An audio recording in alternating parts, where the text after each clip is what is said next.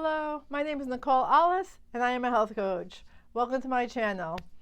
My goal is to help individuals to their ultimate health path. We do that changing one habit at a time.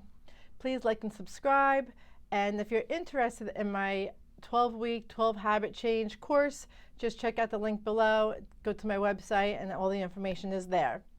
What we're going to talk about today is about habit change and goals. We can list a lot of goals. We can, in our mind, have these goals that we want to reach, but when it comes to actually doing it, can be a different issue.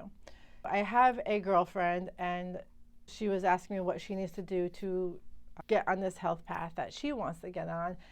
And she eats very well, but she needs to move. She needs to exercise. She wrote a list of all the things she had to do that day, and exercise was one of the things on the list.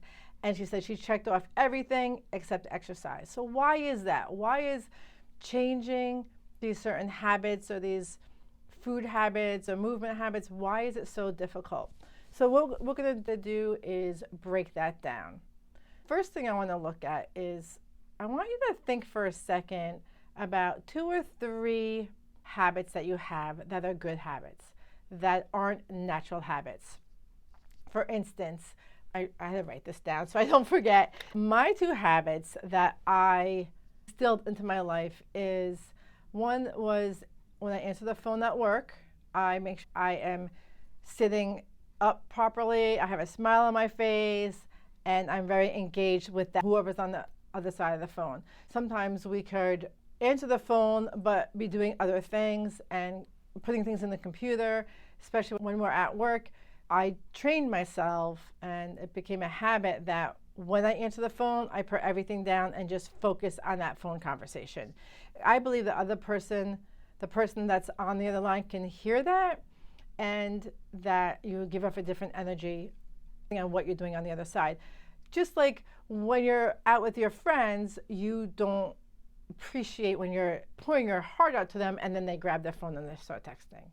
Another thing that I do today is I exercise. It could be full out sweating stream, or it could be a 20-minute yoga, Pilates, relaxation exercise. No matter what, I move every day. So those are my 2. I want you to think about 2 things, 2 habits that you now do every day, that you had to make changes to make this happen. Second one is there a habit that you stopped doing? For instance, I stopped smoking. It's been 20 years ago, but it was a very long, hard habit to break. And I stopped putting sugar in my tea, which was also a very hard habit to break. And besides sugar in my tea, I also cut down a lot of sugar in other places. Once I learned more about sugar and what it does to you, I decided to take that out of my day eating program. But that does take time, and I feel like you need to do it slowly and a little bit at a time. But that's a great habit to really work on. And then I want you to think about 2 or 3 habits that you have changed, and then I want you to think about habits that you want to change. For me, I want to make sure I walk every single night with my dogs. Just take them out. I will make sometimes excuses not to walk them and just let them outside and let them run around, but I feel like when I take them for a nice walk around the block, even if it's a 10-minute or a 30-minute walk, they seem to sleep better, as I probably also do. And a water intake. You'll hear me constantly talking about how it's so hard for me to get a good amount of water in my body every day. I really prefer hot beverages and flavored coffee and all that fun stuff. I just know the importance of water, and I know how much better I feel when I drink it. I'm going to go back to the new habits in a second. What I want to do is go back to the other habits that you have changed. So again, for me, it was quit smoking and no sugar in my tea, and I cut down a lot of my sugars. The reason why I want you to look back at those is I want you to have the confidence in yourself that you can make changes. And if you did it before, you can do it again.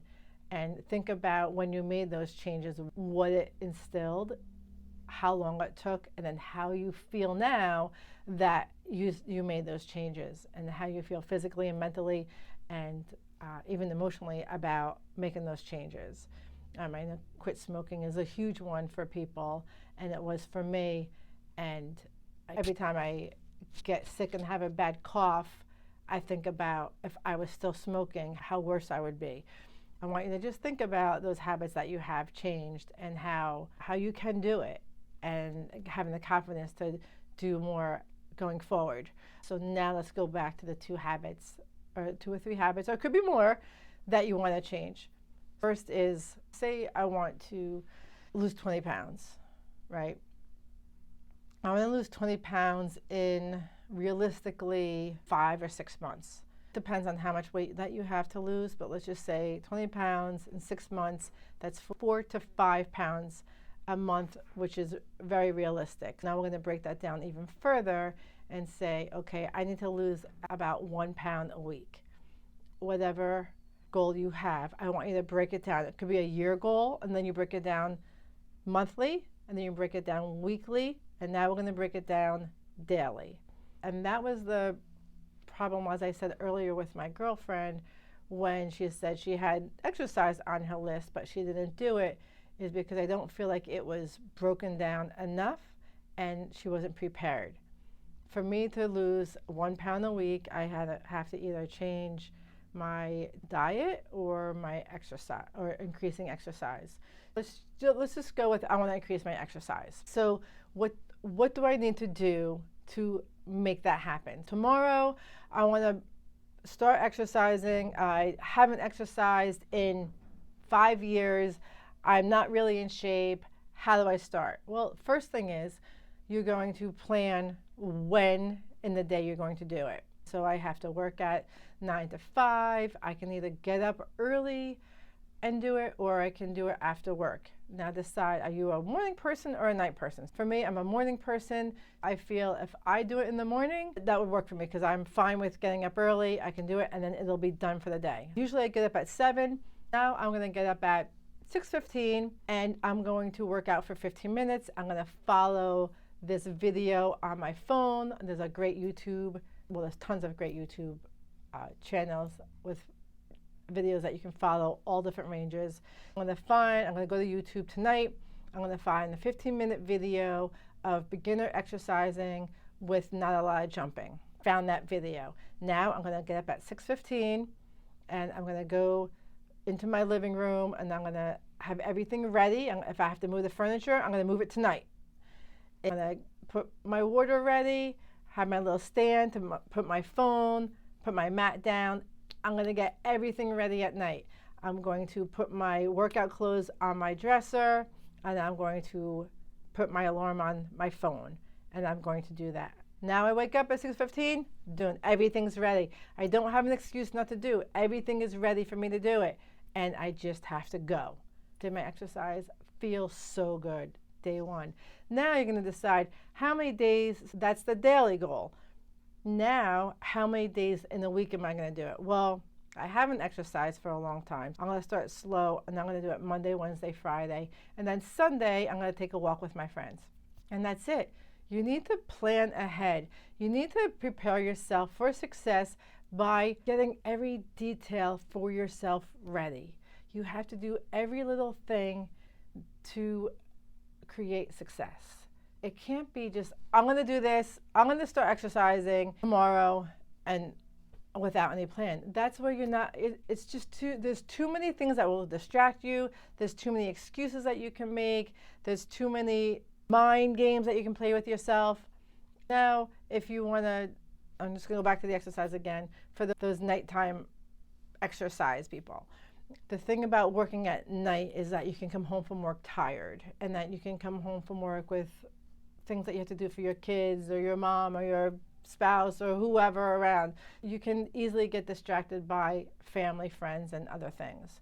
So you have to let everyone know that this is what you're doing. You have to make sure that you have the support around you, that people understand that this is important to you, and that they encourage you and help you do it.